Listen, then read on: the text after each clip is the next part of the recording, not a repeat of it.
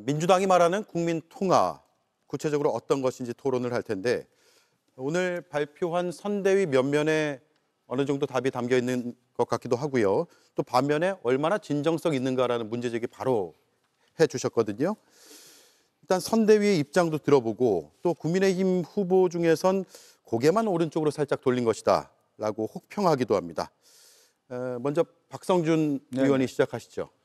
오늘 먼저 선대위가 통합선대위가 이제 발족하지 않았습니까? 이제 선대위에 어떤 분들이 이제 오느냐 많은 초미의 관심사였는데 결국은 어떤 일이 이루어질 때 사람들이 이제 구름처럼 몰려드는 거거든요. 우리나라의 대표적인 어떤 보수 논객이라고 하는 윤여준 전 장관도 오셨고 또 하나는 전 법무부 장관이었던 강금실 장관 그리고 법제처장이었던 이석연 전 법제처장도 보수 쪽에 있었던 인사였지만 한국이 민주주의를 그동안 이루어왔고 세계 10대 강국을 이뤘던 이러한 자랑스러운 나라에서 12.3 내란이 일어났고 민주주의가 붕괴가 됐고 국가가 무너지고 이런 것을 도저히 볼 수가 없다. 이것을 그럼 국가를 바로 세울 수 있는 사람이 누구냐. 그것은 이제 기존의 전통적 보수 가치를 유지했던 국민의힘이 이 가치가 무너졌다고 보기 때문에 새로 나라를 세울 수 있는 그 틀을 민주당이고 그것을 제가 앞서 얘기한 것처럼 고난과 역경을 딛고 피와 땀과 눈물을 흘리면서 그동안에 많은 일들을 해왔던 이재명이라고 하는 후보에게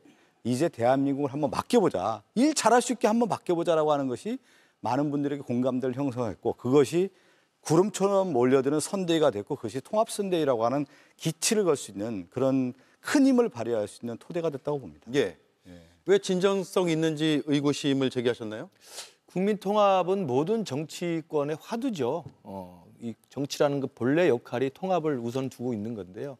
그래서 아마 이재명 대표의 후보 선대위가 국민통합 선대위라고 명칭하는 것 자체가 역설적으로 국민통합으로 비춰지게 하기 위해서 그 이름을 붙였을 가능성이 없다고 생각합니다. 왜냐하면 이재명 대표의 그동안의 민주당 대표로서의 그리고 야권의 지도자로서의 행적을 보면 먼 훗날이 아니지 먼 과거 일이 아니라 지난해 총선 당시만 해도 공천 때 유행했던 유행어가 있지 않았습니까? 비명 행사, 친명 행제. 다시 말해서 자신의 리더십에 반기를 들거나 또는 자신의 어떤 지도력에 이의를 제기하는 사람에 대해서는 가차없이 다 공천에서 잘라냈습니다. 그리고 그 잘라낸 자리에 자기 말을 가장 잘 들을 수 있는 사람으로 전부 공천을 했습니다. 그래서 사실은 지금 이번에 대선 후보로 선출되는 과정에서도 89%라고 하는 놀라운 이 투표율로 사실은 결정이 되지 않았습니까? 그러니까 일극화된 이재명 대표의 민주당을 보면서 국민들이 국민통합을 이야기하면 이게 과연 믿을 수 있을까라는 의구심이 하나 있을 거라는 생각이 들고요. 두 번째로는 이재명 대표의 통합이라는 것은 자신 위주의 통합이기 때문에 국민 전체와 그리고 진보와 보수 그리고 대한민국의 가치 이런 것들에 다 녹아날 수 있는 진정한 의미의 통합을 할 수 있을까라는 점에서는 저는 많은 국민들이 여전히 의문을 표시할 거라고 생각합니다. 네, 두 분께서 국민이라는 단어와 자유민주주의라는 단어를 많이 쓰셨는데요. 과연 지난 3년간 윤석열 정부가 국민을 위한 정치를 하셨는지 그리고 자유민주주의를 제대로 지켰는지 아마 많은 국민이 아니요라고 답을 할 겁니다. 취임하자마자 계속 지지율이 하락을 했고 총선에서는 대패했고 가장 자유민주주의의 기본 철학이라고 할 수 있는 헌법과 법률을 정면으로 위반한 게 12.3 비상계엄입니다. 그럼에도 불구하고 아직도 보수 쪽에서 국민을 섬기고 자유민주주의를 지키겠다 이런 얘기를 계속한다는 것은 과연 국민들에게 얼마나 어필할 수 있을까 좀 자문해 주시기를 부탁드리고요. 저는 대호각성과 반성과 성찰 없이는 그런 발언을 절대 할 수 없다고 봅니다. 12.3 비상계엄 이후에 한 번도 공식적으로 비상계엄을 일으킨 당사자인 윤석열 대통령이나 국민의힘 지도부나 지금도 뭐 대선 후보 중에서도 몇 분들은 아직도 비상계엄을 옹호하고 있지 않습니까? 이런 상황 속에서 국민을 섬기겠습니다. 자유민주주의를 지키겠습니다. 이런 얘기를 계속할 수 있는지 묻지 않을 수 없습니다. 예, 반론 듣겠습니다. 돌아보겠습니다. 그 말은 아프게 받아들이고 돌아보겠습니다. 그렇다고 해서 이재명 대표가 통합을 잘 해낼 수 있다는 걸 말해주는 건 아니라고 생각합니다. 더더군다나 아까 말씀하신 것처럼 비명 행사로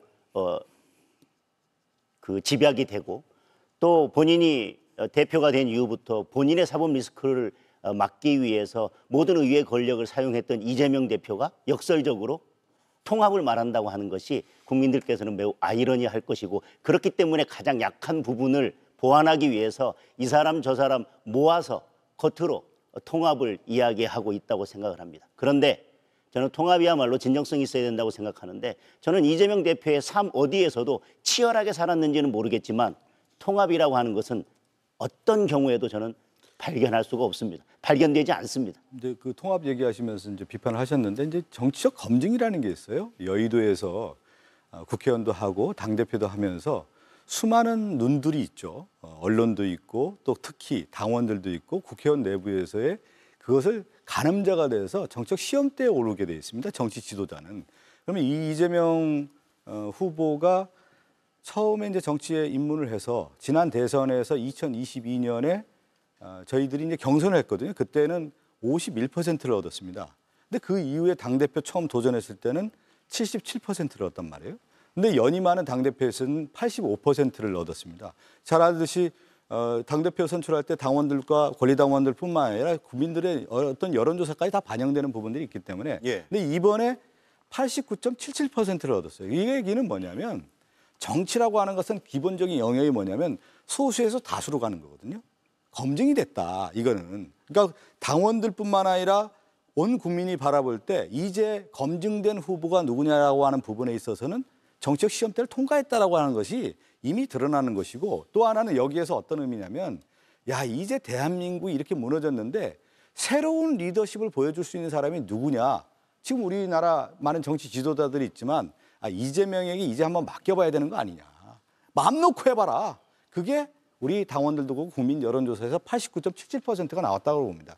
이것은 지금 얘기한 것처럼 통합의 가치를 실현할 수 있는 후보이기 때문에 이렇게 많은 지지를 보내줬다, 이렇게 볼 수가 있는 거기 때문에 저는 여의도가 간단치 않다고 봅니다. 그런 것을 이미 정치적 검증대를 통과했다고 볼 수가 있는 거죠. 간단치 않는데 네. 저는 9대명 90%가 말해주는 것은 통합을 한 게 아니라 이재명 대표가 어떤 수단을 썼는지는 모르겠지만 뭐 비명 행사나 이런 여러 가지 공천 과정에서든 저는 당 장악력이 높다라고 하는 것을 말해줄지는 모르겠지만 저는 그것이 통합의 리더십을 갖고 있고 그 삶 자체가, 아니면 그 사람의 모든 말과 행동에서 나오는 것이 통합을 말해주는 것은 아니라고 적어도 인정하겠습니다. 당 장악력은 훨씬 더 높아졌다. 예. 저도 김근식 말씀드리고 교수. 싶은 것은 그 이재명 대표의 국민 통합을 모토로 걸고 하는 건 좀 바람직해 보입니다. 정치인이 어찌됐든 그게 쇼든 뭐 내세우는 것이든 그걸 하는 건 필요해 보여요. 그런데 국민들이 제가 여전히 신뢰할 수 없다고 이야기하는 것은 그동안의 이재명 대표의 행적입니다. 그리고 언행에서 신뢰성을 많이 얻기 힘들다는 건데, 가장 대표적인 걸 잘 아시잖아요. 지난 대선 때 박근혜를 존경한다고 했다가 그 다음날 바로 그 말을 뒤집고 엎지 않았습니까? 내가 박근혜 존경한다고 하니까 진짜로 믿습니까? 이게 이재명 대표의 그동안의 언행에 대한 신뢰성에 가장 큰 의문을 주는 상징적인 사례고요. 또 하나 있습니다. 이재명 대표가 정책에 있어서도 한동훈 대표가 당대표 할 때 여야 정책협의를 했었죠. 그 과정에서 금투세 폐지 이야기했었다가 결국은 못했습니다. 주 52시간 내외 허용했다가 결국은 못했습니다. 그러니까 물론 당내 반발도 있었습니다마는 본인이 내뱉은 말, 필요하면 이야기했다가 그 다음에 또 필요하면 그걸 뒤집어 엎는 이야기에 대해서는 국민들이 여전히 이재명 대표의 말에 신뢰성을 못 갖고 있고요. 우리 박성중 의원님 말씀하신 그 당내의 가장 높은 지지율과 투표율로 당선됐다는 것은 당의 장악력은 좋은 것이지만 그게 반대되는 수치가 하나 있습니다. 지금 온갖 여론조사가 매주에 많이 나옵니다만 다자 대선 주자들 여론조사 지지율 보면 이재명 대표가 압도적인 1위죠. 근데 50% 넘는 게 많습니까? 50% 넘는 게 거의 없습니다. 지금 우리 여당의 계엄으로, 불법적인 계엄으로 피폐해져서 처참하게 망했는데도 가장 압도적인 이재명 대표의 대선 후보 지지율은 40%에서 머물고 있어요. 그게 뭐냐? 나머지 50% 이상은 지켜보고 신뢰성 자체를 의문을 갖고 있다고 저는 생각을 하는 겁니다. 저는 그게 이재명 대표의 정치적 자산이라고 생각합니다. 아침에 이 말씀하시고 저녁에 그 말을 바꾸어도 어느 국민도 그걸 비판하거나 이상하다고 생각하지 않는 것, 그것이 바로 지금 이재명 대표의 자산이고, 갑자기 중도 보수를 이야기해도 이상하지 않고, 뭐 어떤 말씀을 하셔도 또 어떤 말씀을 바꾸거나 정책을 뒤집어도 국민들이 이상하다고 생각하지 않는 게 이재명 대표의 정치적 자산 아닌가요? 예, 두 분의 차례로 관련 들어볼게요. 예, 지난 공천 과정을 말씀하셨는데요. 사실 뭐 선거 때 어느 당이나 공천 과정에서 잡음은 조금씩 있죠. 없습니까? 저는 경선으로 당당히 통과했습니다. 그런데 당원 주권 시대에 대한 이해력이 부족한 측면이 있는 것 같습니다. 지금은 특히 우리 더불어민주당은 당원이 거의 200만 명에 육박하고 있습니다. 그 당원들이 지금 어떤 생각을 하고 있고 이분들이 국회의원들에게 대해서 어떤 생각과 행동을 요구하는지를 그동안의 국회의원들이 좀 사실 간과한 측면이 있습니다. 이해가 부족하기 때문에 지난 공천 과정에서 이런저런 말씀을 하시는데요. 당원들의 뜻을 존중할 필요가 있다는 말씀을 드리고요. 그렇게 뽑힌 국회의원들이 12.3 비상계엄에 어떻게 대응했습니까? 그 야밤에 국회 모여서 담을 넘고 들어가서 군인들 앞에서 그 위험을 무릅쓰고 국회 의사당에 들어가서 비상계엄 해제를 통과시키지 않습니까? 그러면 더불어민주당 국회의원들 잘 뽑은 거예요. 거의 한두 명의 일탈도 없이 전원이 다 자유민주주의를 지키기 위해서 국회 의사당에 들어가서 비상계엄을 해제를 하지 않았습니까? 만일에 국민의힘이 원하듯이 더불어민주당이 4분 오열돼 있고 뭐 비주류가 활성화되고 그래서 당대표가 모여라 그랬는데 안 모이고 그런 상황을 원하시나요? 아니지 않습니까? 국회의원을 잘 뽑았나 안 뽑았나는 국민을 위해서 국회의원이 얼마나 일을 잘하느냐 시대의 흐름에 맞게끔 열심히 잘하느냐 그게 제일 중요한 네. 기준이다. 그런 말씀 박성준 꼭 의원 드리고 드릴게요. 우리 이제 김구식 교수님이 또 정치학자시잖아요. 이제 제가 하나 말씀드린 것 중에 하나가 선거에서 네거티브 선거전 한 당은 망해요. 저는 이제 국민의힘이 그동안에 이제 집권 여당이었고 반성에 기반해서 새로운 정치를 하겠다라고 하는 그런 의지가 있다고 하면은 네거티브 이재명 네거티브 해가지고는 성공할 수 없다. 나의 상품을 보여주고 미래 비전을 보여줄 때 국민들에게 마음을 얻을 수 있는 것이지 사필 규정이 아닌 사필 규명을 해가지고는 도저히 넘을 수 없고 또 하나는 뭐냐면 정치적 전선이라고 하는 게 형성되잖아요. 근데 그 정치적 전선에 있어서 국민의힘 지금 오늘도 저희 두 패널께서 나오셔서 반 이재명 전선만 외치는데 그러면 이재명을 더 강화시켜주는 거예요. 그래서 저희한테 선거를 더 도와주셔서 너무 감사하다는 말씀을 전해드리고 결국은 자신들의 경쟁력을 보여주지 못할 때 상대에 대한 네거티브를 통해서 그 전선을 하는 건데 이것이 전형적으로 지금 국민의힘 전선인데 저는 민주공화국이라고 하는 부분에 대해서 한번 다시 되돌아가 봤으면 좋겠어요. 국민이 주인 아니겠습니까? 공화정이라는 게 뭡니까? 왕정을 반대하는 게 공화정 아니겠어요? 윤석열이 왕정을 추구했던 거 아니겠어요? 영구집권 꿈꾸고 군사 쿠데타에서 이 나라를 완전히 망가뜨리고자 하는 부분에 대해서 국민의힘이 지금 아직까지도 윤석열 제명하고 축출하지 못한 이 상태에서 어떻게 대통령 선거에 나오겠다라는 그런 자격이 있습니까? 정당성과 명분이 없는 상태에서 이 시점에서 저는 출발이 잘못됐다. 여기서 과감한 절연을 통해서 국민의힘이 재탄생할 때 어떤 것도 얘기가 들어올 수가 있는 것이지 이 상태에서 다시 대선 들어와서 반 이재명 전선 하겠다라고 하는 것이 얼마나 어불성설이라고 하는 것이 오늘 이 자리에서 보여주는 거 아니겠습니까? 전적으로 동의합니다. 동의하세요? 네, 우리 한동훈 캠프는 전적으로 동의하고 있습니다. 당연히 국민의힘은 윤석열 전 대통령하고 그리고 윤석열 대통령의 호가호위했던 친윤 세력들은 단호히 절연하는 게 필요하다고 생각합니다. 그리고 계엄이라고 하는 유연 위법한 잘못된 행동을 했던 것에 대해서는 국민의힘이 역사 앞에 국민 앞에 섰고 대지했다고 생각합니다.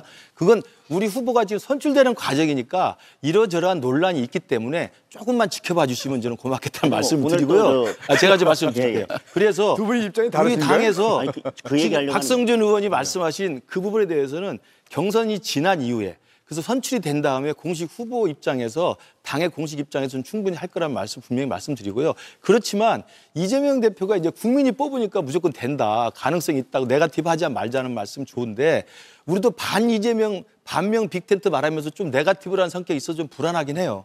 항상 그렇게 생각합니다.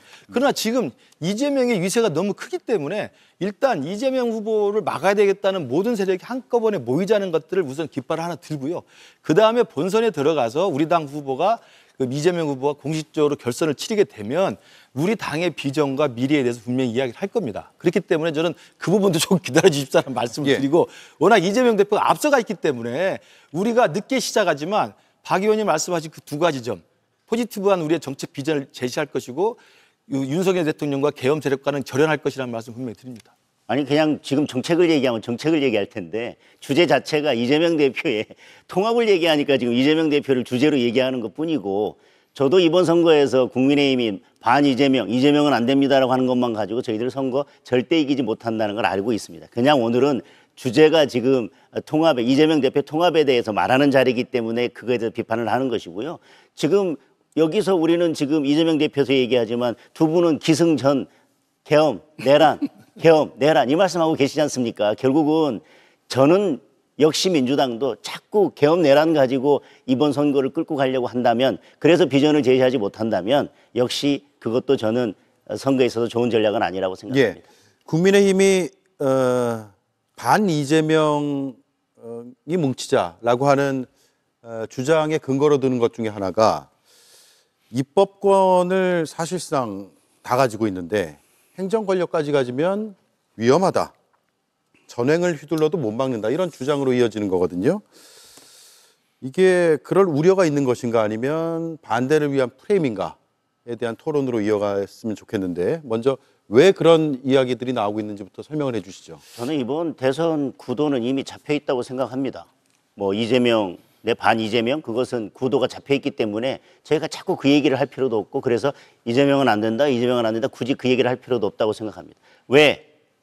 이재명 대표가 돼서 국회의원이 되고 대표가 돼서 본인의 사법 리스크를 막기 위해서 국회를 어떻게 운영해 왔는지를 국민들이 이미 다 보고 계시기 때문에 지금 그런 이재명 대표가 행정권과 사법권을 다 장악해서 본인의 사법 리스크를 의회 권력뿐만 아니라 국가 권력 전체를 본인의 사법 리스크를 막기 위해서 사용한다면 어떻게 될 건가에 대한 우려를 국민들께서 하고 계시기 때문에 저희들은 굳이 그 얘기를 할 필요가 없다고 생각합니다. 그리고 그것은 저희들이 만들어낸 프레임이 아니라 우려이고 이미 보았지 않습니까? 대표로서 어떻게 본인의 사법 리스크를 면하기 위해서 국회가 이전 국회와 이재명 대표 있기 전에 국회와 대한민국 국회가 달라졌는지를 보고 있습니다. 그리고 만약에 대통령이 된다면 행정 권력까지 장악하면 어떻게 될지에 대해서도 굳이 우리가 설명하거나 국민의힘에서 말하지 않아도 이미 국민들은 다 알고 계실 거라고 생각합니다. 예. 네. 국민의힘 대선 후보들의 대부분의 공약은 대통령 임기를 단축하는 겁니다. 그리고 국회의원과 같은 날에 선거하자는 거 아니겠습니까? 그러면서 행정부와 입법부의 권력의 비대화를 비판하고 있습니다. 정말 말도 안 되는 거죠. 대통령하고 국회의원 선거를 같이 해보세요. 한쪽이 쏠리죠. A당이 대통령 뽑고 국회의원 다수당이 될 확률이 높고 또는 B당의 대통령 후보가 되고 B당의 국회의원 수가 많을 확률이 높습니다. 본인들은 공약을 그렇게 내세우면서 더 이재명을 비판하기 위해서는 더 이놀리를 갖다 댑니다. 얼마나 철학이 빈곤하고 역시 반 이재명을 위한 논리 개발에 전념하고 있는 거다라고 생각을 합니다. 예. 우리가 여소야대를 많이 경험한 대한민국입니다. 여소야대에 따른 사회적 비용도 상당히 큽니다. 저도 그 경험을 했는데요. 여소야대냐 여대냐 이렇게 여대 갔을 야소? 때 여대 야소냐 갔을 때 무엇이 더 효율적인 제도일까라는 것은 장단점이 분명히 있습니다. 그거는 대통령과 국회가 어떻게 운영을 잘 하느냐에 딸린 것이지 그것이 제도적으로 대통령과 입법부가 같으면 무조건 안 좋고 다르면 견제와 균형이 있으니까 좋고 이렇게 일괄적으로 해석할 수 있는 것은 대한민국의 헌정사로 봤을 때 그건 결코 아니다. 예. 이번이 이제 이재명 대통령이 된다 그러면 아마 우리나라 역사상 민주당 계열이 처음으로 대통령과 국회 다수당을 갖는 그런 계기가 될 겁니다. 이렇게 봤을 때 저는 이것이 상당히 좋은 기회일 수도 있다. 우리나라가 해방 후 거의 보수당이 60, 70년을 집권을 해왔고 우리 민주당 계열은 이제 15년, 겨우 이제 20년 집권을 하게 됩니다. 이것에 대한 균형을 맞추기도 힘들었고 맞추려고 해도 권력이 한계가 있어 왔습니다. 민주당 계열의 대통령과 민주당의 국회가 다수당이 돼서 제대로 좀 사회적 비용을 줄이고 국민의 여망을 담은 사회 개혁을 해 나간다 그러면 그리고 성장 담론을 이재명 대표가 주도하고 있지 않습니까? AI 기본 사회를 중심으로 한 성장을 이끌어 간다 그러면 상당히 효용감 높은 정치를 국민에게 보여줄 수 있는 저는 큰 기회가 왔다. 이렇게도 생각하고 많은 국민들이 이재명 대표에게 바라는 기대 또한 그런 것도 상당히 있지 않을까. 제대로 일 좀 해봐라. 라는 부분들도 상당히 이거 지적하신 문제는 이제 우리 당의 후보들이 대부분 이제 임기 단축 개헌을 이야기하면서 4년 중임제를 이야기하고 대통령 선거와 국회의원 선거 주기를 맞추자는 거죠. 이제 그렇게 하면 대부분의 경우 대통령 배출한 당과 국회 다수당이 겹치게 되죠. 그건 이제 여소야대가 아닌 여대 야수라는 국정의 안정을 주자는 겁니다. 그것하고 이제 이재명 대표의 입법 사법을 입법 행정을 다 가지고 있으니까 전행을 할 것이다라는 게 모순된다는 건데요. 그 조금 설명을 드리면 아까 우리 박 의원님이 저보고 정치학자라고 했으니까 박 의원님도 정치학 박사세요. 그러니까 이게 제도와 사람의 문제입니다. 그러니까 우리가 임기 단축 개헌을 이야기하는 것은 그동안 87년 민주화 이후에 대부분의 대통령제 지금 우리 87년 체제에서는 여소야대였어요. 아까 말씀하셨습니다만 대통령 정당과 야당의 다수당이 대부분 달라가지고 계속 국정이 혼란스러웠던 겁니다. 그렇지만 여소야대 과정 속에서도 DJ나 YS나 노무현이나 이런 상황 속에서는 정치가 작동하면서 거기서 타협하고 공존하면서 협상이 됐었어요. 근데 유독 21대 말기와 이번에 22대, 다시 말하면 이재명 대표가 당대표에 있었던 그 시기만큼 여소야대에서는 줄탄핵과 계엄이라고 하는 가장 극단적인 강대강이 부딪히게 됩니다. 이게 사람의 문제라는 거예요. 그러니까 대통령제 하에서 여소야대냐 여대야수냐 어떤 게 국정 안정이고 국정 혼란이냐는 정해져 있는 게 없습니다. 그 사람이 어떻게 제도를 운영하는 게 문제인데 제가 말씀드리는 것은 국민들이 우려하는 것은 다른 사람을 몰라도 이재명 대표가 대통령이 되고 182석의 거대 의석을 가지면 이 사람이 무슨 짓을 할지 모른다는 불안감이 분명히 있는 겁니다. 예를 하나만 들면 이게 뭐 실현 가능할지 예측인지 모르겠습니다만 만약에 이재명 대표 대통령이 되지 않습니까? 그러면 지금 5개 재판이 진행되는데 중단돼야 된다고 주장을 하잖아요. 또 일각에서 중단이 안 된다고 주장을 하는데 이재명 대표가 대통령이 되는 순간 우리나라는 지옥의 문이 열립니다. 중단해야 된다, 중단하지 말아야 된다 가지고 광화문 가서 또 싸울 거예요. 그러나 어찌됐든 대통령직을 수행하겠죠. 그랬을 때 이재명 대표가 할 수 있는 대통령 할 수 있는 가장 비상한 게 뭐가 있는지 아십니까? 정치검찰 기소에 대한 공소 취소에 관한 특별법 만들 수 있어요. 182석인데 왜 못 만듭니까? 땅땅땅 통과를 시킵니다. 근데 거부권 행사할 이유가 없죠. 여소야대면 대통령이 거부권 행사할 텐데 여대 야수이기 때문에 거부권 행사 안 해요. 바로 법으로 공표합니다. 그러면 자기가 임명한 법무부 장관이 검사를 바로 지휘 통제를 해서 공소 취소를 해요.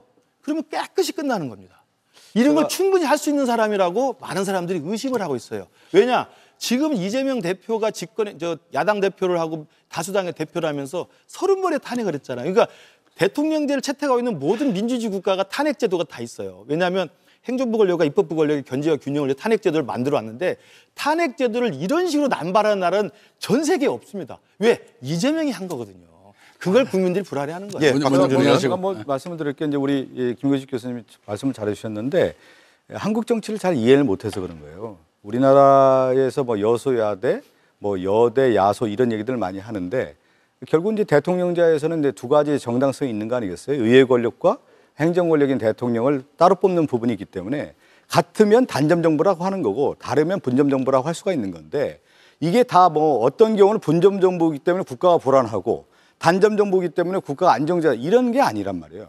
우리나라 국민의 국민성은 뭐냐면 행정 권력과 입법 권력 다 갖추졌다고 해가지고 그것이 성공했다 아니면 실패했다라고 규정 지식은 없는 거고 하나 예를 좀 들어볼게요. 87년 체제 위에 노태우 정부에서 민자당을 연출한 다음에 행정 권력과 입법 권력을 가져했습니다. 근데 어떻게 됐죠? 국민이 교만하다고 해서 심판했습니다.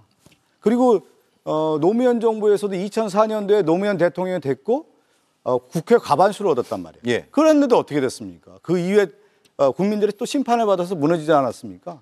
또 하나가 뭐냐면 이명박 정부 어떠세요? 이명박 대통령이 2007년 대통령 돼서 2008년도에 국회 과반수 얻고 보수당이 한 180석, 200석 가까이 됐단 말이에요. 어떻게 됐습니까? 2010년도에 지방선거 망하고 2012년도에 쇠락한단 말이에요. 우리 당도 마찬가지예요. 문재인 정부에서도 초기에 문재인 대통령이 소수정당에 출발을 했지만 2020년 제가 초선 의원일 때 180석 얻었단 말이에요. 어떻게 됐습니까? 정권 뺏겼지 않았습니까? 이거를 그러니까 국정 운영이라고 하는 부분에 있어서 국민들의 민도라고 하는 부분을 간과해서는 안 되는 거예요. 우리나라 국민의 정치적 의식 수준이라고 하는 것은 전 세계적이란 말이에요. 입법법과 행정 권력을 같이 공유해서 그것을 마음껏 휘둘렀다?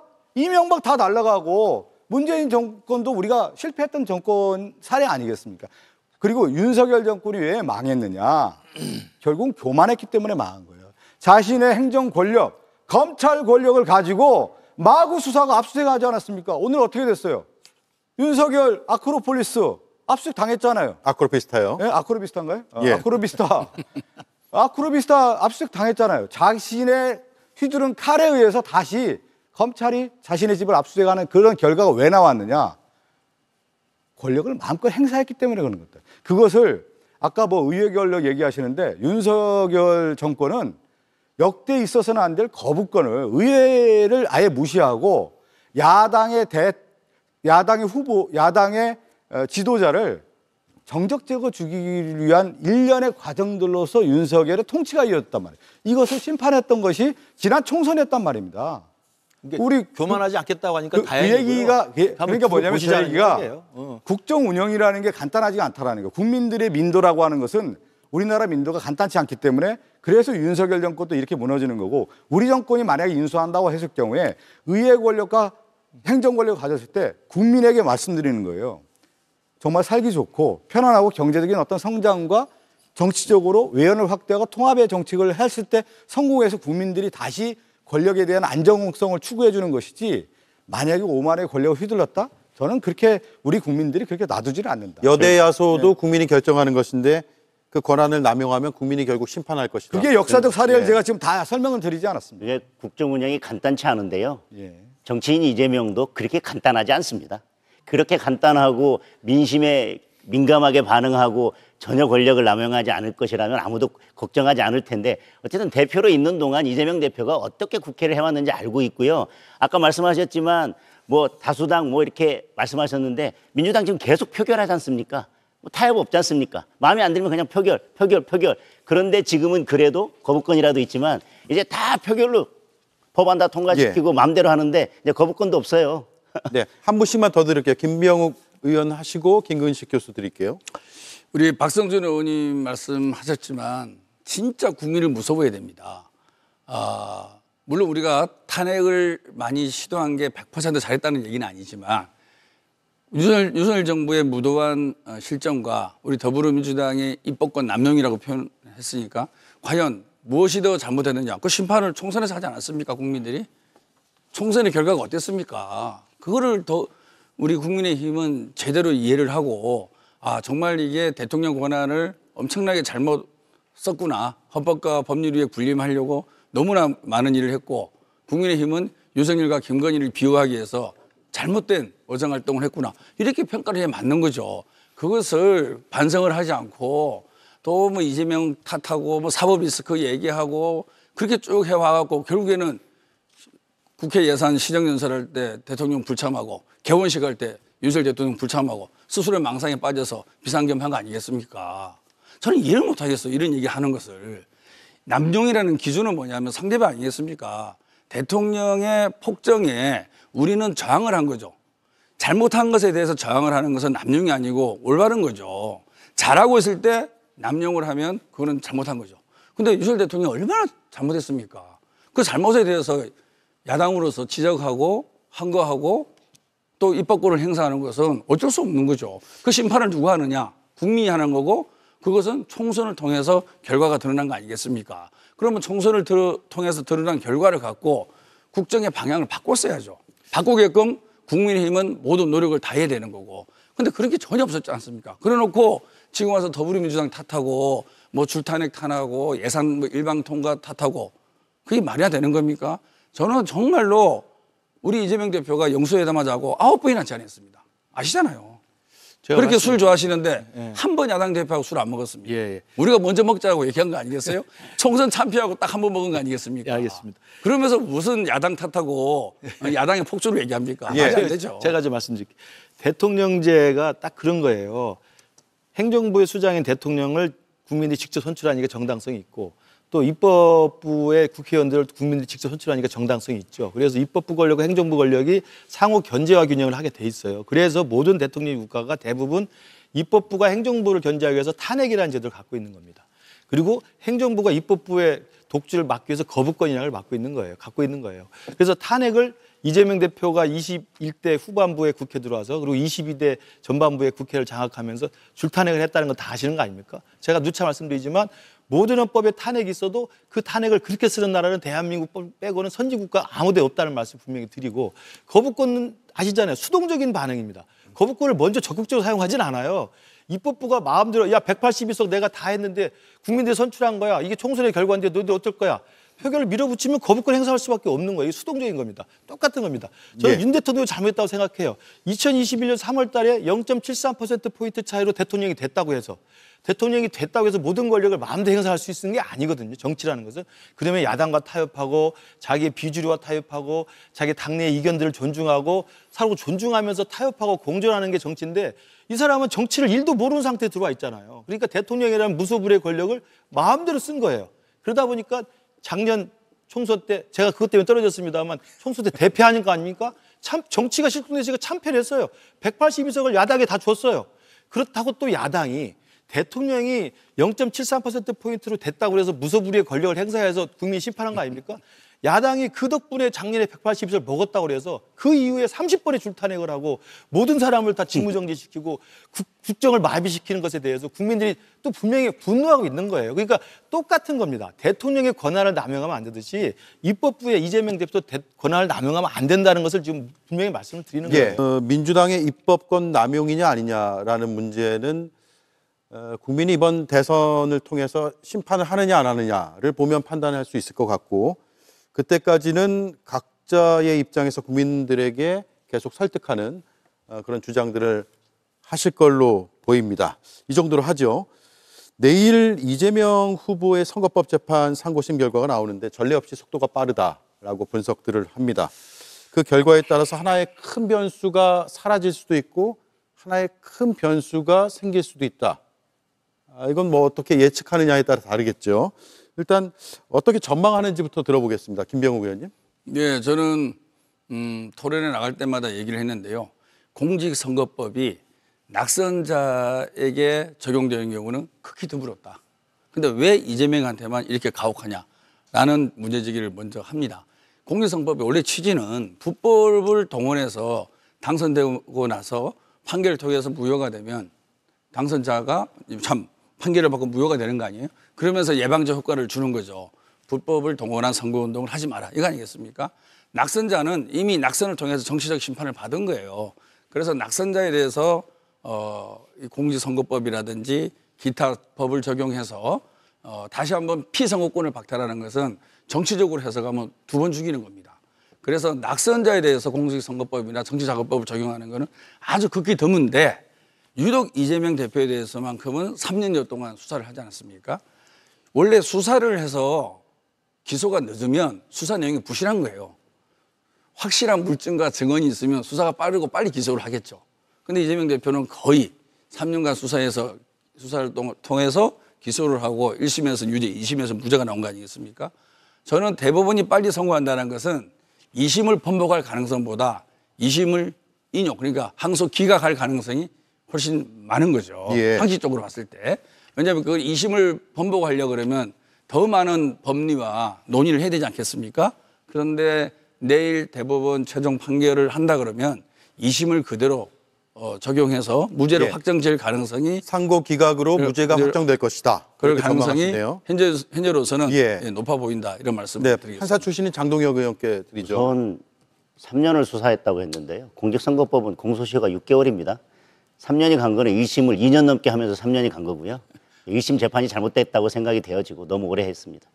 그런데 저는 결과는 도저히 예측할 수가 없습니다. 저는 요즘 판결, 법원의 판결에 대해서는 도무지 법리나 상식을 가지고 예측할 수 없기 때문에 결과는 남겨두고 그러면 내일 어떤 선거가 이루어지면 변수 하나가 사라지거나 아니면 변수가 되느냐? 저는 여전히 변수는 남아있죠. 이재명 대표의 사법 리스크는 이것이 하나가 아닙니다. 예를 들면 내일 무죄로 상고 기각이 된다 하더라도 위증교사나 다른 사법 리스크들이 쭉 있습니다. 즉 이재명 대표가 이 사법 리스크를 털고 대통령이 된다 하더라도 다른 사법 리스크 때문에 여전히 혼란과 이 분열은 계속될 거고요.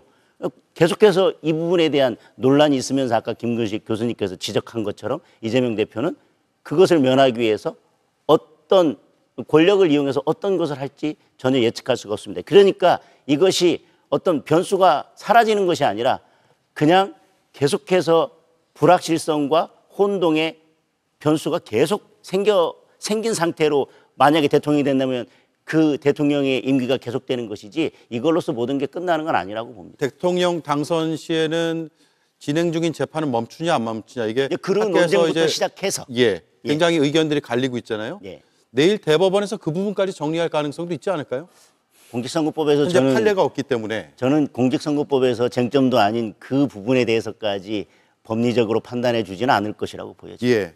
다른 의견은요? 근데 저는 대법원이 이제 올바른 판단을 할 거라고 봅니다. 근데 이번에 이제 공직선거법 관련해서 수사가 되고 기소가 되고 재판이 이어져 왔던 것은 뭐였죠? 기획수사 아니었습니까? 검찰이 오더성 받아서 야당 대표 정적 제거하기 위한 일련의 수사 과정을 이어왔죠. 우리 김규식 교수님 출마 많이 해보셨잖아요. 출마 2번 했습니다. 그러시죠. 그러면 토론을 하다가 어떤 경우에서 잘 모른다 얘기를 했어요. 이걸 가지고 한마디를 가지고 공직선거법을 가지고 기소하고 그리고 떨어졌어요, 이분이. 그러면 선거 끝나면 이건 심판이 끝난 거예요. 근데 하나 예를 들어볼까요? 그러면 윤석열 후보 당시에 주가 조작에 대해서 질문하니까 우리 장모 손해만 봤다, 와이프 손해만 봤다. 지금 어떻게 했습니까?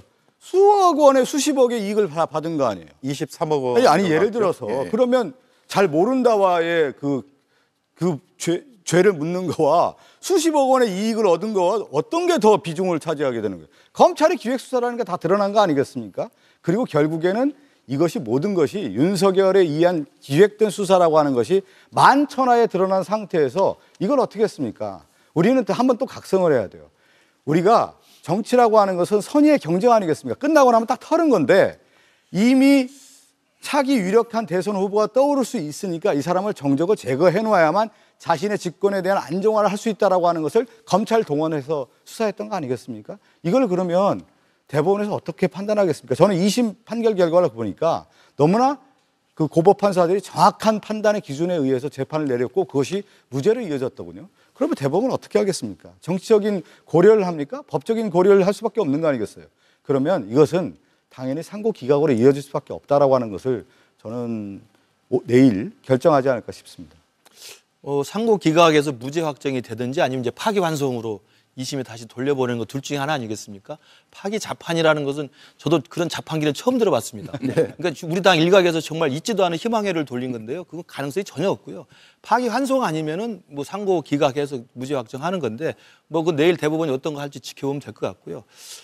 저는 그것과 상관없이 장동희 의원이 말씀하신 것처럼 또 나머지 남아있는 4개의 재판들이 진행 중이기 때문에 6월 3일 날 이재명 후보가 대통령에 당선되는 그 즉시부터 헌법 84조에 대한 효력을 놓고 또 해석을 놓고 국민이 완전히 두 쪽으로 갈릴 거라는 그런 불안한 마음을 분명히 말씀드리고요. 그래서 제가 아까 대한민국의 가치와 대한민국 보통 사람의 자격을 먼저 통합 이전에 말씀을 드리는 게 보통 사람 그렇게 많이 형사재판 받지 않습니다. 보통 사람 그렇게 많이 범죄 혐의 받지 않아요. 그런데도 그분이 꾸역꾸역 우겨서 지금 후보까지 와서 대통령이 당선된다고 한다면 그 보통 사람의 시각에서 보통 사람의 눈높이에서 보는 상황에서 본다면 대한민국이 어떻게 분열될지가 눈에 뻔하다는 말씀을 드리고요. 저는 근데 여기서 상고 기각이 될지 뭐 파기환송이 될지는 예측하기 어렵습니다만 하나 제가 암시적으로 느끼는 건 뭐냐면 왜 그러면 조희대 대법원장이 이 대법관들을 다 전원합의체 해가지고 서둘러서 이 판결을 정리해 주려고 할까? 저는 그 부분에 개인적인 좀 그 분석을 해봤는데 물론 아까 말씀하신 것처럼 이참에 그러면 84조가 진행이 되는 건지 진행이 중단되는 건지 설명하지 않을까 생각했는데 그건 법원이 할 수가 없을 겁니다. 법원은 판결문으로만 이야기하기 때문에. 그러나 이렇게 서둘러서 이 부분을 정리해 주는 것은 제 느낌입니다. 계속 재판이 진행되지 않고 중단될 거라고 한다면 중단되는 게 맞다고 하면 이걸 서두를 필요 없죠. 어차피 6월 3일은 다가오게 돼 있고 6월 3일에 대통령이 이재명이 된다고 한다면 당연히 중단되는 게 맞다고 하면 이건 그냥 내버려 두면 되는 거예요. 근데 아마 대법원의 전원합의체 생각은 대통령이 당선되더라도 기존에 진행 중인 재판은 계속된다라는 취지이기 때문에 이거라도 빨리 끝내주고 싶은 거죠. 왜? 대한민국의 혼란을 막기 위해서. 저는 그렇게 생각을 하고 있습니다. 물론 다르게 해석할 수 있습니다. 저는 그 포인트를 하나 좀 생각을 해봤습니다. 반론 한 분만 짧게 듣고 넘어갈게요. 84조의 그 취지를 봐야 되죠. 그러니까 대통령인 경우에는 내란과 외환의 죄를 제외하는 소추되지 아니한다라는 것은 대통령의 지위를 안정적으로 잘 하게끔 만들기 위한 조항 아니겠습니까? 그러면 당연히 수사, 기소, 재판 다 포함되는 게 맞는 거죠. 그것을 뭐 수사, 기소는 뭐 면하고 재판은 진행한다. 이렇게 해석을 한다 그러면 그 원래 취지가 무색해지는 거 아니겠습니까? 그리고 이것이 헌법학자들의 다수설이고 통설입니다. 예. 저는 그 국민의힘이나 또는 극우 유튜버들이 아주 소수설 또는 파기자판 같은 뭐 거의 이런 것들을 막 이렇게 확대 재생산해서 마치 그것이 이 학계의 다수설이고 재판 연구관들의 통설로 이렇게 와전하는 경우를 참 많이 봤습니다. 저도 뭐 법조인은 아니지만 법학과를 나왔거든요. 우리 학교 공부할 때 그렇게 배웠습니다. 그래서 그런 것들도 우리 법이 만든 취지를 생각한다면 대통령이 당선되면 내란과 외환의 죄를 범한 경우를 제외하고는 안정적으로 예. 국정을 운영할 수 있게끔 쥐를 보장한 법의 취지다. 그걸 잘 해석하면 되지 않나요? 알겠습니다. 저는 뭐 그런 취지이고 그런 해석도 충분히 가능하고 저는 그렇게 해석하는 거에 대해서 충분히 공감할 수 있습니다. 그러나 이번에 민주당에서 그런 문을 완전히 닫아버렸습니다. 직권남용죄에 대해서 수사할 수 있다. 소추만 못하지 직권남용죄에 대해서 수사할 수 있기 때문에 공수처가 직권남용죄를 수사하면서 내란죄까지 같이 가져가서 수사하라고 하면서 결국은 직권남용, 소추할 수 없지만 수사는 할 수 있다고 민주당이 계속 주장하면서 공수처를 압박했지 않습니까? 그렇게 해놓고 이제 이재명 대표가 대통령이 되면 이거는 소추는 수사든 재판이든 국정 운영의 안정을 위해서 다 하지 말라고 하는 거니까 재판도 진행되면 안 된다라고 얘기하는 것은 너무나 자기 모순이죠. 예. 탄핵 소추에서 소, 기소뿐만 아니라 추, 재판도 해당되지 않는 것이죠. 그렇기 때문에 대통령의 임기가 시작됐을 경우에는 안정적 국정을 위해서는 소추가 되지 않는다. 이것이 기본적인 다수설이라고 볼 수가 있겠고요. 하나 이제 말씀드리면 제가 저는 이 얘기 꼭 드리고 싶더라고요. 요즘 다시 이제 국민의힘에서 이런 얘기들 많이 해요. 정치보복 얘기들 하면서 이재명 후보가 됐을 경우에 대한 정치 공격을 이제 정치보복 프레임으로 좀 씌우는 것 같은데 정치보복을 누가 하는 거였냐면 윤석열 정권에서 정치보복을 한 거예요. 수사권 갖고 보복하면 그게 깡패지 검사냐. 수사권 갖고 보복했지 않습니까? 그게 정치보복하면서 야당 대표 온 가족을 다 털었던 거 아니에요? 그것이 정치보복이에요. 타겟팅 해가지고. 누구 하나를 딱 타겟팅해서 얘를 먼지털이씩 다 털자. 그래서 다 죽이자. 하는 것이 윤석열 정권의 검찰권이었어요. 그게 윤석열 대통령이 그렇게 했던 거 아니겠습니까? 그게 정치보복이란 말이에요. 그게 어떤 거였냐? 지금 이재명 후보와 관련된 그 수사와 기소라고 하는 것이 윤석열 정권 들어서 그 검찰권을 가지고 다 그렇게 해왔던 거 아니겠습니까? 그게 이 만천하에 다 드러난 건데, 그리고 대통령이 만약에 당선이 된다고 하면 국민들이 그것을 이거는 심판해 준 거 아니겠습니까? 그랬을 경우에 대통령이 당선가 돼서 그것은 국민들이 선택을 해줬고 예. 판단을 해줬다는 부분에 있어서 탄핵소추권이라고 하는 것은 그런 의미가 있는 거예요. 탄핵소추에서 제외된다라고 하는 것은 대통령에 당선됐다라고 하는 것은 국민들이 일을 하라고 하는 기간을 줬기 때문에 그것이 기소와 재판과 관련된 부분에 대해서는 제외가 된다라고 하는 것을 그렇게 해석해야 되는 것이지. 그래서 국민 주권 사상이고 주권 재민의 사상이 여기에서 나오는 겁니다. 그래서 그것이 민주공화국의 원리인 것이고요. 예. 아무리 탄핵소추라고 하는 게요. 84조에 대한 판단은 아마 대통령 선거 이후에 할 겁니다. 할 건데 저는 정치학자로서 말씀을 드리면 헌법 84조 같은 그런 조항을 대부분의 대통령 국가에 넣어놨어요. 헌법에. 넣어놨는데 제가 아까 말씀드리잖아요. 탄핵이라는 것을 명시적으로 헌법에 써요. 근데 그걸 쓰지 않는 거예요. 그러니까 절제의 미덕이라는 겁니다. 이번 헌법재판소에서도 8명의 만장일치로 윤석열을 파면시키면서도 민주당에 대해서 쓴소리 한번 했잖아요. 민주당이 그렇게 여러 번의 탄핵을 하고 여러 번의 예산 삭감을 하고 하면서 이 절제와 관용이라고 하는 것을 정치에서 없앴다. 그래서 윤석열 대통령 피청구인으로 하여금 정치적으로 굉장히 격분시켰을 만한 게 존중할 만한 뭐 이유가 있다. 이렇게 썼잖아요. 그러니까 이게 잘 보세요. 84조가 있는 것은 그런 취지가 맞습니다. 대통령 당선된 사람에게 임기 동안 안정적인 국정 운영을 보장하는 건데 그 84조가 5개의 재판을 받고 있는 형사 피고인, 무지막지한 범죄 혐의자가 출마해서 당선될 거라는 상상을 하고 그걸 써놓은 게 아니에요. 그게 절제력이 없는 거예요. 그러니까 예컨대 정치가 정상적이라면 그 정도면 후보 안 합니다. 그 정도면 정치 안 해요. 제가 그 정도 사람이잖아요. 저 정치 안 합니다. 저 집에서 그냥 놀아요. 그게 바로 절제입니다. 그게 민주주의의 미덕이에요. 그런 예. 것들을 이제 이재명 후보란 사람이 그냥 긋고 밀고 와서 자, 여기까지 알겠습니다. 온 겁니다. 네. 그 한마디만 드려야 30초만 드릴게요. 예. 자꾸 뭐 여러 가지 기소 말씀하시는데요. 이미 2개는 무죄가 났습니다. 1심, 2심. 나머지 2개 남아있지 않습니까? 그러니까 자꾸 그거를 우리 박성준 의원님이 얘기한 대로 정치 검찰에 의한 무도한 기소 때문에 수사와 기소 때문에 일어난 거죠. 그걸 무조건 이재명은 유죄니까 이런 문제가 있다 이렇게 말씀하시면 안 되고 알겠습니다. 큰 비리 사건은 지금 시작도 안 정치 했죠. 검찰의 네. 무도한 수사와 기소다.